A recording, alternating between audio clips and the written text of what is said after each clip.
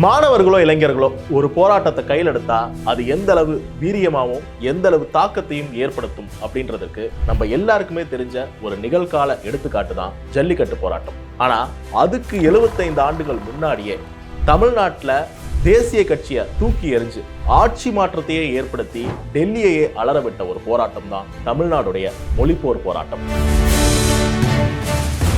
இந்த இந்தி திணிப்புக்கு எதிரான மொழிப்போர் போராட்டம் அப்படின்றது இந்தியாவுக்கு சுதந்திரம் கிடைக்கிறதுக்கு முன்னாடியே தொடங்கிருச்சு. 1937 அப்போதைய மெட்ராஸ் மாகாணத்துடைய முதல்வராக இருந்த ராஜாஜி ஒரு உத்தரவு பிறப்பிக்கிறார். அதுதான் மெட்ராஸ்ல உள்ள மாகாண பள்ளிகள்ல இந்தி மொழி கட்டாயம் அப்படின்ற உத்தரவு.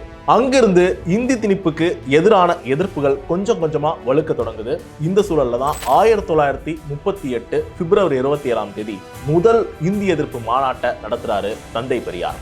காஞ்சிபுரத்தில் நடந்த இந்த மாநாட்டில் பங்கேற்றதற்காக பேரறிஞர் அண்ணா உட்பட பல தலைவர்கள் கைது செய்யப்படுறாங்க. தொடர்ந்து மீண்டும் ராஜாஜி அறிவிக்கிறாரு 1938 ஏப்ரல் 21 பள்ளிகள்ல இந்தி கட்டாயமாக்கப்படணும் அப்படின்னு. இதை தொடர்ந்து இந்தி திணிப்புக்கு எதிரான போராட்டம் அப்படின்றது வேகம் எடுக்க தொடங்குது. போராட்ட களத்துல தமிழக மகளிரும் களமிறங்குறாங்க. மகளிர் மாநாடு நடக்குது. நவம்பர் 13 சென்னையில பல தீர்மானங்கள் இந்தி திணிப்புக்கு எதிராக நிறைவேற்றப்படுது. அந்த மாநாட்டுல பெரியாரும் கலந்துக்கிறார். போராட்டம், எதிர்ப்பு, கைது இப்படின்னு இருக்கிற இந்த மொழிப்போர் போராட்டம் எங்க எலிவேட் ஆகி அடுத்த கட்டத்துக்கு போகுது அப்படின்னா 20 வயதான தலித் இளைஞர் நட்ராஜன் உயிரை விடுறார். நம் தமிழ் மொழிக்காக போராடி சிறைக்கு போற அவரை பல சித்திரவதைகள் பண்றாங்க. 1939 ஜனவரி 15 உடல்நிலை மோசமாகி சிறையிலேயே உயிரை விடுறார். தமிழ் மொழிக்காக உயிரை விட்ட முதல் தியாகியாக வரலாற்றுல தன்னுடைய பெயரை எழுதுறாரு நட்ராஜன். அதே மாதிரி மொழிப்போர் போராட்டத்தில் பங்கேற்றதற்காக 24 வயது இளைஞனான தாளமுத்துவும் கைது செய்யப்பட்டு சிறையில் அடைக்கப்பட்டு பல்வேறு சித்திரவதைகளை சந்திக்கிறாரு. 1939 மார்ச் 11 தன்னுடைய உயிரை சிறையிலேயே விடுறார். இந்த 2 இளைஞர்களுடைய உயிரிழப்பு தான் தமிழ்நாடு முழுவதும் மொழிப்போர் தீய கொழுந்து விட்டு எரிய வைக்குது. போராட்டங்களும் தீவிரமடைய தொடங்குது. இதே காலகட்டத்தில் தான் 1939 2ஆம் உலக போர் தொடங்கும் சூழல் உருவாகுது. அப்போ ஆங்கிலேயர் ஆட்சியை எதிர்த்து இந்தியாவின் 8 மாகாணங்கள்ல ஆட்சி செஞ்சுட்டு இருந்த காங்கிரஸ் தங்களுடைய ஆட்சி அதிகாரத்தை ராஜினாமா செய்யறாங்க. அதனால ராஜாஜியோடைய ஆட்சி கலைக்கப்பட்டதுனால அவர் கொண்டு வந்த அந்த இந்தி கட்டாயம் அப்படின்ற அறிவிப்பும் ரத்து செய்யப்படுது. அடுத்ததா 1947 இந்தியாவுக்கு ஆகஸ்ட் 15 சுதந்திரம் கிடைக்குது. செப்டம்பர் 17 திராவிட முன்னேற்ற கழகத்தை தொடங்குறாரு பேரறிஞர் அண்ணா. அதே நேரம் இந்தியா முழுவதும் ஆட்சி அதிகாரத்தை ஏற்கும் காங்கிரஸ் இந்தி திணிப்பு வேலையை மீண்டும் தொடங்குறாங்க.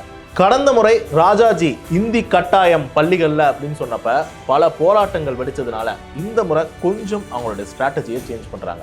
1948 ஜூன் 20 மெட்ராஸ் மாகாணத்துடைய முதல்வராக இருந்த ஓமந்தூரார் ஒரு அறிவிப்பை வெளியிடுறார். மெட்ராஸ் மாகாணத்துல தமிழ் மொழி பேசக்கூடிய மக்கள் அதிகமாக இருக்கக்கூடிய பகுதிகளில் இந்தி மொழி விருப்ப பாடமாகவும், அதே நேரம் மற்ற மொழிகள் பேசக்கூடிய மக்கள் அதிகமாக இருக்கக்கூடிய இடங்கள்ல இந்தி மொழி கட்டாய பாடமாகவும் அறிவிக்கப்படுது. ஆனா அது அறிவிச்ச கையோட 1949 காங்கிரஸ் முதல்வராக இருக்கக்கூடிய ஓமந்தூரார் தன்னுடைய பதவியை ராஜினாமா செய்யறாரு. அதனால அவர் பிறப்பித்த உத்தரவும் ரத்து செய்யப்படுது. இந்த சூழல்ல தான் உத்தரவு போட்டாதானே உங்களால எதிர்க்க முடியும், அரசியலமைப்பு சட்டத்தையே இந்திக்கு ஆதரவா மாத்திட்டா என்ன பண்ணுவீங்க அப்படின்னு ஒரு திட்டத்தை கொண்டு வராங்க காங்கிரஸ். 1950 கொண்டு வரப்படும் அரசியலமைப்பு சட்டத்துல முதல் 15 ஆண்டுகளுக்கு இந்தி மொழியும் ஆங்கில மொழியும் அலுவல் மொழியாக இருக்கும் அப்படின்னும், 15 ஆண்டுகளுக்கு பிறகு இந்தி மட்டுமே அலுவல் மொழியாக இந்தியாவில் இருக்கும் அப்படின்ற ஒரு சரத்தை கொண்டு வராங்க. இதனால தமிழ்நாட்டில் இருக்கக்கூடிய ரயில் நிலையங்கள், தபால் நிலையங்கள், மத்திய அரசுடைய அலுவலகங்கள் எல்லாத்திலையுமே இதற்கு முன்பு தமிழ்லையும் ஆங்கிலத்திலையும் இருந்த பெயர்கள் அளிக்கப்பட்டு எல்லாமே இந்தியில மாற்றப்படுது. அதனுடைய தொடர்ச்சியாக தான் 1953 கள்ளக்குடி அப்படின்னு இருந்த ரயில் நிலையத்துடைய பெயர் டால்மியாபுரம் அப்படின்னு ஒரு வட இந்திய தொழிலதிபருடைய பெயரை குறிப்பிட்டு மாற்றப்படுது. இதை கண்டித்து ஜூன் 15 திமுக சார்பில் போராட்டம் நடக்குது. இந்த போராட்டத்தில் 29 வயது இளைஞரான கருணாநிதி மறியல் செஞ்சு போராட்டத்தில் ஈடுபட்டு கைது செய்யப்பட்டு சிறைக்கு போறாரு. அடுத்ததாக 1956 மெட்ராஸ் மாகாணத்துக்கு தமிழ்நாடு அப்படின்னு பெயர் சூட்ட கோரி சங்கரலிங்கனார் அப்படின்றவர் உண்ணாவிரதம் இருந்து உயிரை விடுறார். இந்த உயிரிழப்பு அப்படின்றது 2வது முறையாக இந்தி மொழிக்கு எதிரான போராட்டத்தைய தமிழ்நாட்டில் பற்ற வைக்குது. அதன் காரணமாக 1959 என்பதில் நாடாளுமன்றத்தில் பேசக்கூடிய பிரதமர் நேரு இந்தி மொழி திணிக்கப்படாது அப்படின்ற உத்தரவாதத்தை கொடுக்கிறார். அதை தொடர்ந்து 1963 நேரு அலுவல் மொழி மசோதாவை நாடாளுமன்றத்தில் கொண்டு வராரு. அதுல notwithstanding the expiration of period of 15 years from the commencement of constitution, the English language may, as from the appointed date, continue to be used in addition to Hindi. அதாவது இந்தி மொழியுடன் கூடுதலாக ஆங்கில மொழியையும் பயன்படுத்தி கொள்ளலாம் அப்படின்னு அதில் குறிப்பிடுறாங்க. ஆனா இதை ஏற்க மறுக்கிற அண்ணா நாடாளுமன்றத்திலேயே இந்த அலுவல் மசோதால திருத்தம் கொண்டு வரணும், இங்கிலீஷ் லாங்குவேஜ் மே, அதாவது ஆங்கிலத்திலும் தொடரலாம் அப்படின்னு நீங்க குறிப்பிட்டிருக்கீங்க, ஆனா இங்கிலீஷ் லாங்குவேஜ் ஷால், ஆங்கிலத்தில் தான் தொடர வேண்டும் அப்படின்னு மாத்தணும் அப்படின்னு சொல்றாரு. ஆனா காங்கிரஸ் இதை ஏற்க மறுக்கிறாங்க. அதனால அண்ணா மாநிலம் தழுவிய போராட்டத்தை அனௌன்ஸ் பண்றாரு. இந்த டைம்ல தான் இந்தி மொழி திணிப்புக்கு எதிரான போராட்டத்துல மாணவர்களும் இளைஞர்களும் பெருமளவுல பங்கேற்க தொடங்குறாங்க. 1964 ஜனவரி 24 சின்னசாமி அப்படின்ற இளைஞர் திருச்சியில தீக்குளித்து தன்னுடைய உயிரை விடுறார்.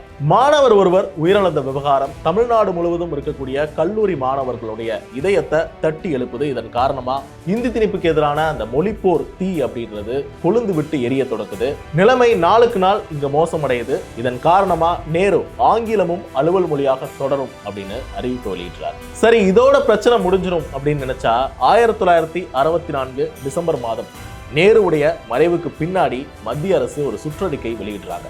அந்த அறிக்கையில 1965 ஜனவரி 26 பிறகு இந்தி அலுவல் மொழியாக இந்தியா முழுவதும் பயன்படுத்தப்படும் அப்படின்னு அவங்க அறிவிக்கிறார். இதற்கு உடனே கவுண்டர் கொடுத்து அறிக்கை வெளியிடும் அண்ணா ஜனவரி 26 துக்க நாளாக அனுசரிக்கப்படும் அப்படின்னு அறிவிக்கிறார். குடியரசு தினத்தை எப்படி துக்க நாளாக அனுசரிக்க முடியும் அப்படின்னு மெட்ராஸ் மாகாணத்துடைய முதல்வராக இருக்கக்கூடிய பக்தவச்சலம் கேள்வி எழுப்ப அண்ணா மற்றும் திமுகவை சேர்ந்த ஆயிரக்கணக்கான இளைஞர்கள் முன்னெச்சரிக்கையாக கைது செய்யப்படுறாங்க. இதனால ஜனவரி 25 அதாவது குடியரசு தினத்திற்கு முதல் நாளே கல்லூரி மாணவர்கள் போராட்டத்தில் குதிக்கிறாங்க.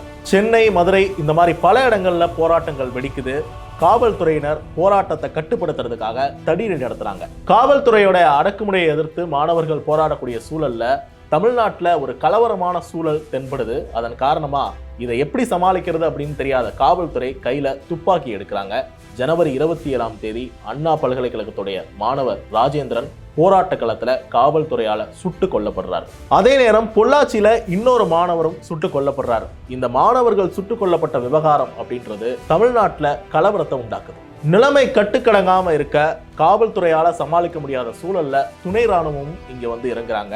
அவங்க நடத்தின கண்மூடித்தனமான துப்பாக்கி சூட்ல பலர் உயிரிழக்கிறாங்க. இந்நிலையில இறுதியா மாணவர்களுடைய போராட்டத்திற்கு மத்திய அரசு அடிபணியுது. பிப்ரவரி 11 வானொலியில பேசும் இந்திய பிரதமர் லால் பகதூர் சாஸ்திரி நேருவின் உறுதிமொழிப்படி ஆங்கிலம் அலுவல் மொழியாக தொடரும், மத்திய மாநில அரசுகளுக்கு இடையே இணைப்பு மொழியாக ஆங்கிலம் இருக்கும், அகில இந்திய குடிமைப் பணிகள் ஆங்கிலத்திலும் நடத்தப்படும் அப்படின்ற அறிவிப்பை வெளியிட்டார்.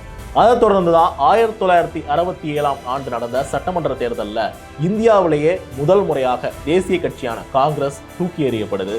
திமுகவின் ஆட்சி அமையுது. முதல்வராக பதவியேற்ற அண்ணாதுரை இங்க தமிழ் மொழியும் ஆங்கில மொழியும் இருமொழி கொள்கை தான் பின்பற்றப்படும் அப்படின்னு சொல்லி மெட்ராஸ் மாகாணத்திற்கு தமிழ்நாடு அப்படின்னு பெயரையும் மாற்றி அறிவிக்கிறார். இதை தொடர்ந்து மொழிப்போருக்காக நடராஜன், தாளமுத்து, கீழப்பழுவூர் சின்னசாமி, கோடம்பாக்கம் சிவலிங்கம், விராலிமலை சண்முகம், கீரனூர் முத்து, ஐயம்பாளையம் ராஜேந்திரன், சங்கரபாணி, மயிலாடுதுறை ராஜேந்திரன், சிதம்பரம் ராஜேந்திரன், பீலமேடு தண்டபாணி, அரங்கநாதன், இப்படி பல மாணவர்களும் பொதுமக்களும் உயிரிழந்திருக்காங்க.